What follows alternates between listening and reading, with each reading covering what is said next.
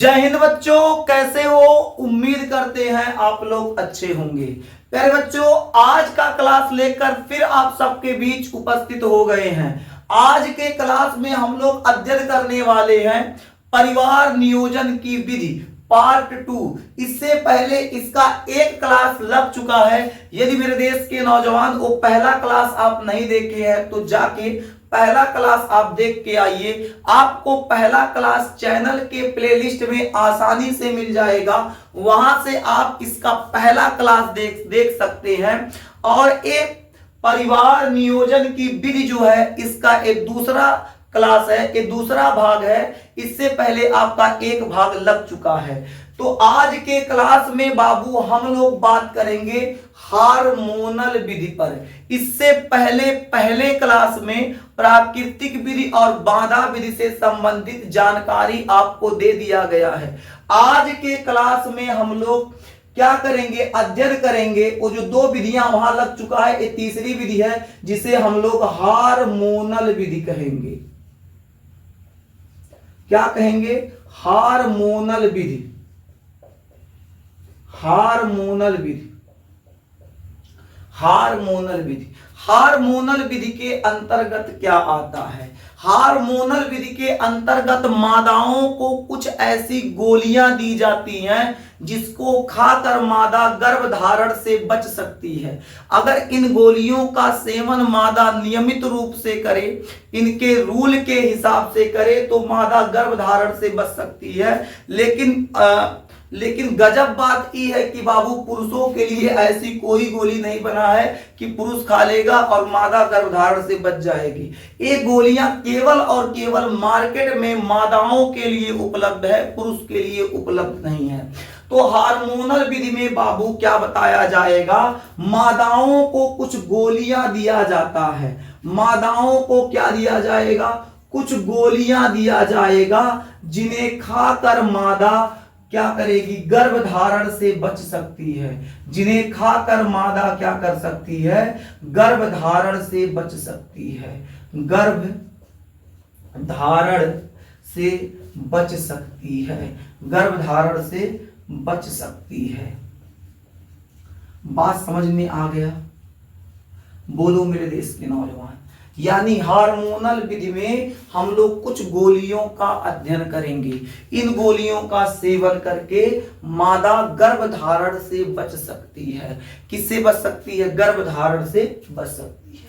अब ऐसी गोलियां कौन हैं? तो ऐसी गोलियां बाबू मार्केट में आसानी से उपलब्ध हो जाएगा। जो सबसे प्रचलन में है वो है माला डी। माला डी नामक दवा खाके, माला डी नामक गोली खाके मादा गर्भधारण से बच सकती है। माला डी बाबू आसानी से सरकारी चिकित्सा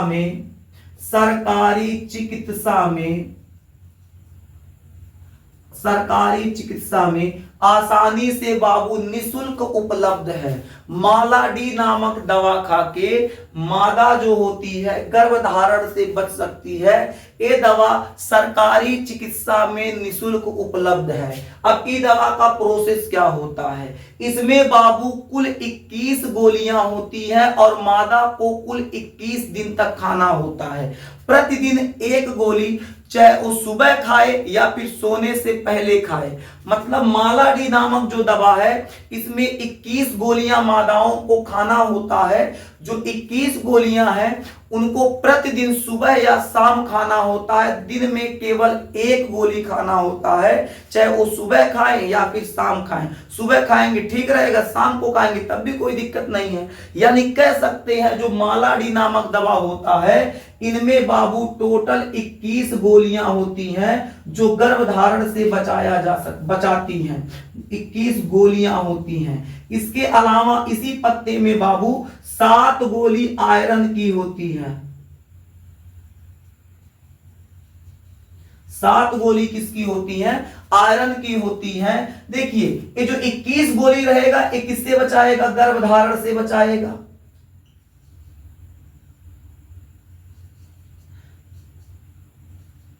लेकिन इसमें बाकी जो 7 गोलियां होंगी आयरन की, ये बाबू मासिक धर्म को नियंत्रित करेंगी। मासिक धर्म, मासिक धर्म को नियंत्रित करेंगी, या नियंत्रण लिख दे समझ जाइएगा, मासिक धर्म को नियंत्रित करेंगी।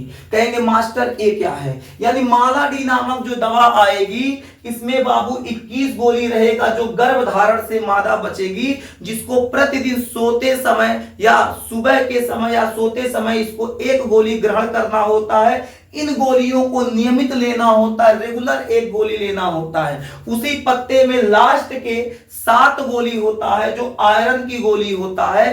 अब आयरन की गोली इसलिए दिया जाता है जिससे मासिक धर्म में अनियमितता ना आए, मासिक धर्म बाबू रुक ना जाए, आगे पीछे ना हो जाए। तो मासिक धर्म को बैलेंस करने के लिए, कंट्रोल करने के लिए इस 7 गोली आयरन का दिया जाता है। मेरे देश के नौजवान उम्मीद करते हैं समझ रहे होंगे। जैसे एक पत्ता बनाते हैं, पत्ता बना देते हैं मेरे देश के नौजवान, ध्यान से समझिएगा। यहां देखिए 1 2 3 4 5 6 7, ये 7 गोली हो गया।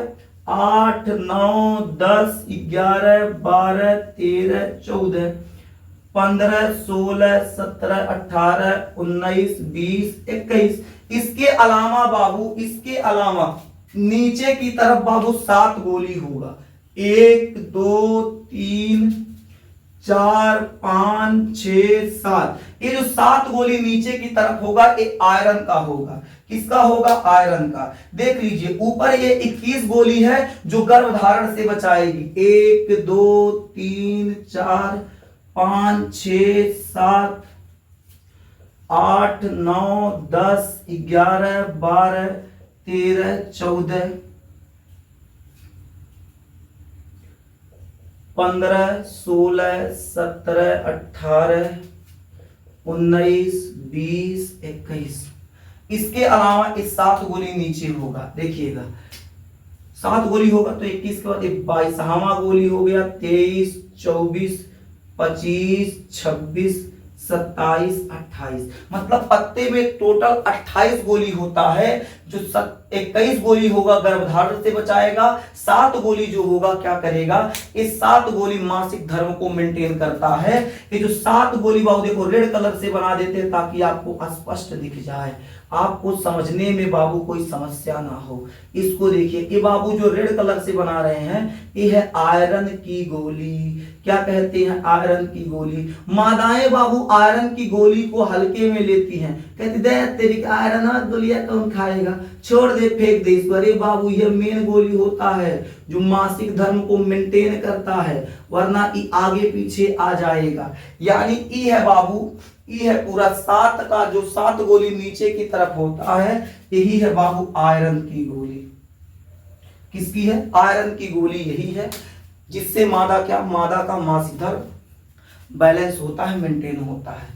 ये हो गया माला डी से संबंधित। ये माला डी नामक ऐसी कुछ दवाइयां, कई दवाइयां कई कंपनियां, लेकिन ज्यादा प्रचलन किसमें है? माला डी है। दूसरा है सहेली। दूसरा दवा क्या है? सहेली।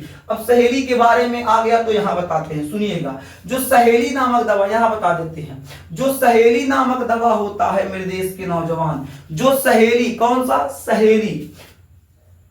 जो सहेली नामक दवा होगा, सहेली नामक दवा में बाबू एक एक गोली डेली नहीं खाना होता है, सप्ताह में केवल एक ही गोली खाना होता है। सप्ताह में केवल कितना? एक ही गोली। ये सब दवाइयां डेली एक गोली खाएंगे, डेली एक गोली खाएंगे, डेली एक गोली खाएंगे, नहीं, इस सब दवाइयों को खाना पड़ेगा। लेकिन सहेली नामक जो दवा है सप्ताह में केवल एक गोली, सप्ताह में केवल एक गोली बाबू इसको लेना होता है। सप्ताह में केवल एक गोली लेना होता है। माला डी बाबू एक बेस्ट दवा है इससे संबंधित, ठीक है। माला डी जो होता है, माफ कीजिए, सहेली जो होता है वो एक बेस्ट दवा होता है, गर्भधारण से बचने के लिए एक बढ़िया दवा है। और गजब की बात ये है बाबू, ये जो सहेली नामक दवा है इसका निर्माण बाबू कहाँ हुआ था? तो CDRI लखनऊ में हुआ है, लखनऊ उत्तर प्रदेश। इसका निर्माण कहां हुआ है? CDRI लखनऊ उत्तर प्रदेश में हुआ है।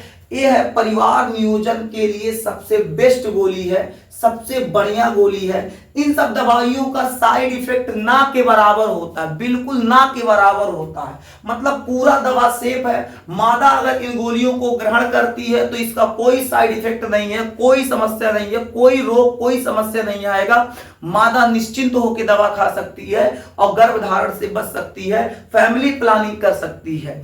तो सहेली नामक दवा जो है इसका निर्माण बाबू CDRI लखनऊ उत्तर प्रदेश में उत्पन्न हुआ। कहेंगे CDRI क्या है बाबू, सुनिएगा, central drug research institute, central drug research institute. ये जो आपका है ये लखनऊ उत्तर प्रदेश में है। यहीं पर बाबू सहेली नामक दवा बनाया गया था, सहेली नामक दवा बनाया गया और एक बेहतर दवा बाबू एक बन के सामने आया। सहेली का बाबू जो प्रचलन है, जो सहेली लेने की मात्रा है बाबू, ये ज्यादा, भारत में सबसे ज्यादा बाबू सहेली नामक दवा को लिया जाता है परिवार नियोजन, फैमिली प्लानिंग के लिए। ठीक है, माला डी भी चलता है लेकिन सहेली इज ए बेस्ट मेडिसिन है, क्या कह सकते हैं, परिवार नियोजन से संबंधित। तो मेरे देश के अच्छे बच्चे उम्मीद करते हैं कि आपको माला डी और सहेली अच्छे से समझ में आ गया होगा। सहेली सप्ताह में एक बार लिया जाता है।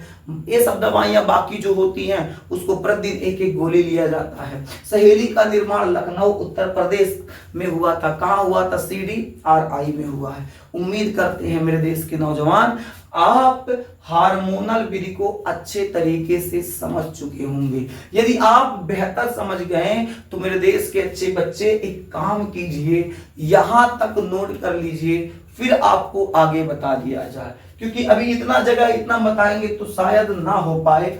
उसके लिए बाबू थोड़ा सा जगह की आवश्यकता पड़ेगी, फिर मिटाना पड़ेगा। उससे अच्छा है कि बाबू यहां तक आपको जो नोट करना उसको नोट कर लीजिए, बाकी क्या करते हैं उसके उपरांत पढ़ते हैं, पहले नोट कीजिए। चलिए मेरे देश के अच्छे बच्चे, अब हम लोग पढ़ते हैं बंध्याकरण विधि। अब हम लोग क्या पढ़ेंगे? जो इसका अंतिम विधि है बंध्याकरण।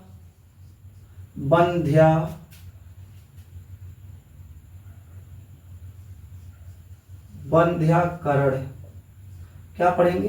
बंध्याकरण पढ़ेंगे। बंध्याकरण क्या होता है?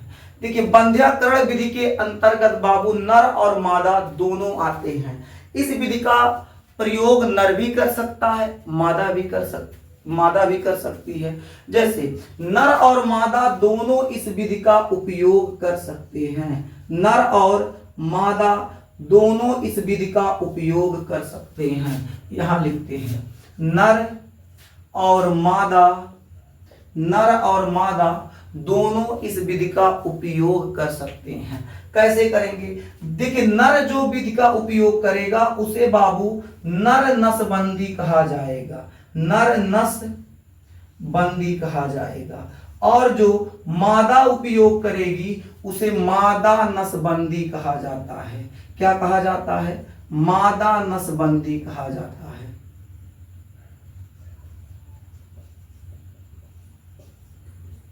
तो नर भी उपयोग कर सकता है इस विधि का, मादा भी उपयोग कर सकती है। मादा नर द्वारा जो इस विधि को उपयोग में लाया जाएगा उसे नर नसबंदी कहा जाएगा। मादा जब उपयोग में लाएगी मादा नसबंदी कहा जाएगा। लेकिन मेरे देश के नौजवान, नर नसबंदी को केवल नसबंदी के नाम से भी जाना जाता है। नर नसबंदी को केवल नसबंदी के नाम से जाना जाता है। मादा नसबंदी को नलबंदी के नाम से जाना जाता है। यदि नसबंदी और नलबंदी आ जाए एग्जाम में तो आपको घबराने की आवश्यकता नहीं है। अगर नलबंदी दे दे तो आप समझिएगा मादा नसबंदी की बात हो रही है। नसबंदी केवल दे दे, नर मादा ना लिखा हो तो आप समझेंगे नर नसबंदी की बात हो रही है। अब नर और मादा इन नसबंदी का उपयोग कैसे करते हैं? मेरे देश के नौजवान, इस विधि का उपयोग सबसे आसान है। इस विधि का उपयोग सबसे आसान है। यानी नर और मादा में से दोनों में से कोई एक, जरूरी नहीं है कि दोनों में से कोई एक इस विधि का उपयोग करके, इस विधि को अपनाकर गर्भधारण से बच सकते हैं, परमानेंट बच सकते हैं। जैसे किसी के यहाँ 3 बच्चे हो गए, अब वो चाहते हैं कि हमारा चौथा लड़का ना हो। अब भाई संबंध बनाएंगे, संभोग क्रिया होगा तो चांस होगा कि भाई साहब बच्चा आ भी सकता है। तो इसके लिए क्या किया जाता है, जो नर होगा या मादा होगी, दोनों में से कोई एक इस विधि को अपना के गर्भधारण से बच सकते हैं, परमानेंट बचा जा सकता है। उसके बाद वो वीर्य जाता रहेगा, कोई असर नहीं पड़ेगा, कोई समस्या नहीं आएगा, मादा गर्भधारण नहीं करेगी। ये परमानेंट विधि होता है। इस विधि को अपनाने से नर और मादा के जनन क्षमता पर कोई प्रभाव नहीं पड़ेगा। ऐसा नहीं है कि नसबंदी करा लेगा तो नपुंसक हो जाएगा, ऐसा कुछ भी नहीं है। नसबंदी का उपयोग करके दोनों नर और मादा क्या कर सकते हैं, नसबंदी का उपयोग करके नर और मादा परिवार नियोजन को अपना सकते हैं। परिवार नियोजन की विधियों को वो आसानी से, देखिए परिवार नियोजन की जो विधि है उसकी सबसे आसान विधि यही होती है। मादा बाबू परमानेंट क्या होगा, गर्भधारण नहीं कर पाएगी। अगर दोबारा वो सोचेगी कि हम फिर गर्भधारण करते तो नहीं हो पाएगा, क्योंकि इसके लिए एक ऑपरेशन होता है। अभी समझिए, थोड़ा सा भी सब समझाएंगे। जो नर में नसबंदी होता है इसको वैस्कोटोमी कहा जाता है, जो मादा में नसबंदी होता है उसको ट्यूबिकोटोमी कहा जाता है। तो नसबंदी नलबंदी, नसबंदी नलबंदी, दोनों में कोई अंतर नहीं है, ठीक है ना। मादा भी करा सकती है, नर भी करा, लेकिन हमारे देहात के लोग बहुत होशियार होते हैं। पुरुष समाज तो बहुत होशियार है, वो कहेंगे अपने वाइफ को फुसलाए, पहले खाना जैसे पाई दे, उसको पता हो गया इस सब मेथड के बारे में, अच्छा ऐसे होता है, तो जैसे उसको चाहता है कि भाई नसबंदी हो जाए तो अपन नहीं करवाएगा, अपने वाइफ का करवाएगा। होशियारी देखिए, वाइफ से कहेगा, पहले शाम को फुसलाएगा उसको, बढ़िया उसके फेवरेट उसका चीज लाएगा, खिलाएगा, कहेगा हम जानते हैं कि हम लोग के पास 2-3 लड़के हो गए हैं, अब ज्यादा लड़का क्या करेंगे, तो एक काम करते हैं कि तुम नसबंदी करा लो, कोई दिक्कत नहीं, तुम्हारे लिए तो हम ये हैं, तुमको कौन टेंशन है, हम तुमको अच्छा अच्छा कपड़ा देंगे, पहनाएंगे, खिलाएंगे, आराम से रखेंगे, तुमको कौन टेंशन है, हम कमाने वाले हैं। तो महिला समझे कि ठीक है, ठाक है। महिला, आधा महिलाओं को तो पता नहीं होता कि पुरुष का भी नसबंदी होता है, तो महिला कही हाँ ठीक है ऑपरेशन करा लेते हैं, कोनो दिक्कत नहीं, तो मादा जाके ऑपरेशन करा लेती है। जागो तुम लोग, नर का भी नसबंदी होता है, नर भी करा सकता है, नर कराए चाहे मादा कराए, दोनों में से कोई एक करा सकते हैं। लेकिन आधे ज्यादा लोगों को पता नहीं कि नरों में होता है, भाई साहब दोनों में होता है, दोनों करा सकते हैं, दोनों में से कोई भी करा सकता है। अब देखिए इसमें प्रोसेस क्या होता है, प्रक्रिया क्या होता है, आप जानते हैं भाई। देखिए जो नर होगा, नर में कैसे होगा, नर में बाबू 2 टेस्टिस पाया जाता है, इन टेस्टिस के रास्ते से शुक्रवाहक निकला होता है। क्या निकला होता है, शुक्रवाहक निकला होता है। और ये जो शुक्रवाहक होता है क्या करता है, इस शुक्रवाहक आगे चल के एक नर का मूत्र मार्ग के द्वारा क्या करता है, शिश्न में खुलता है। तो जो नर का इस शुक्रवाहक है, क्या है, शुक्रवाहक, नर का जो शुक्रवाहक होगा उसको क्या आप कह सकते हैं, वैस डिफरेंस कहते हैं। इसको काट दिया जाएगा, इसे काट दिया जाएगा। ऑपरेशन के रास्ते से क्या करेगा डॉक्टर, इसको काट के और इसे इसको बांध देगा, काट के क्या करेगा, बांध देगा, इसको काट के क्या करेगा, बांध देगा, ऐसे बांध देगा। अब यहां से शुक्राणु बाबू अगर चलेगा तो यहां आके इसे रुक जाएगा, आगे बढ़ ही नहीं पाएगा कि आगे रास्ता ब्लॉक है। यहां से आगे बढ़ेगा, कहे चल इसमें से आगे बढ़ते हैं, यो ब्लॉक है, आगे बढ़ नहीं पाएगा। जब आगे बढ़ नहीं पाएगा बाबू तो क्या होगा, यही नष्ट हो जाएगा, यही रह जाएगा, आगे मादा की योनि प्रवेश नहीं कर पाएगा। जब शुक्राणु मादा की योनि पहुंच ही नहीं पाएगा तो भाई साहब मादा गर्भ धारण कर नहीं पाएगी। यानी एक बेहतर मेथड है, इस विधि का उपयोग काफी लोग करा चुके हैं। बाकी देखते हैं मादाओं में भी लगभग यही चीजें होती हैं। ये सब चीज जो शुक्रवाहक, टेस्टिस वगैरह, ये सब आपको मानव जनन वाले चैप्टर में पढ़ा दिया गया, नहीं पढ़े वहां जाके पढ़ लीजिएगा। यहाँ केवल नसबंदी समझ लीजिए। मादा जो होती है भाई, मादा का पूरा पावर प्लांट होता है, मादा का पूरा पावर प्लांट होता है। ये फिलोपियन ट्यूब होता है, आगे चल के क्या हो जाता है, ये झालरदार कीप हो जाएगा, ये हो जाएगा अंडाशय हो जाएगा, तो क्या होगा, एयोनी हो जाएगा। मादा का एएफटी होता है, फिलोपियन ट्यूब होता है, इधर भी। तो क्या करेगा डॉक्टर, क्या करेगा, इसी एफटी को, फिलोपियन ट्यूब को क्या कर देगा, ऐसे काट देगा। पहले इसको काट देगा, काटने के बाद इसको ऐसे बांध देगा धागा से, इसको क्या करेगा, बांध देगा। बांधने के बाद देखिए, अब देखो मादा अगर कराती है तो फायदा क्या होगा, नर का शुक्राणु क्या होगा, बीज इसमें स्खलित होगा, शुक्राणु रेंगते रेंगते यहीं रुक जाएगा, यहां से आगे बढ़ ही नहीं पाएगा। अगर मादा कराती है तो ये होता है भाई, मादा में कोई दिक्कत नहीं होगा, मीटिंग नहीं होगा, यहाँ से अंडाणु तड़पेगा, तड़प तड़प के इस दिल से आह निकलती रही, ये कहेगा आजा आजा जल्दी आजा, शुक्राणु बुलाएगा, बीच में बाधा लगा हुआ तो कहाँ मिलेंगे, नहीं मिल पाएंगे।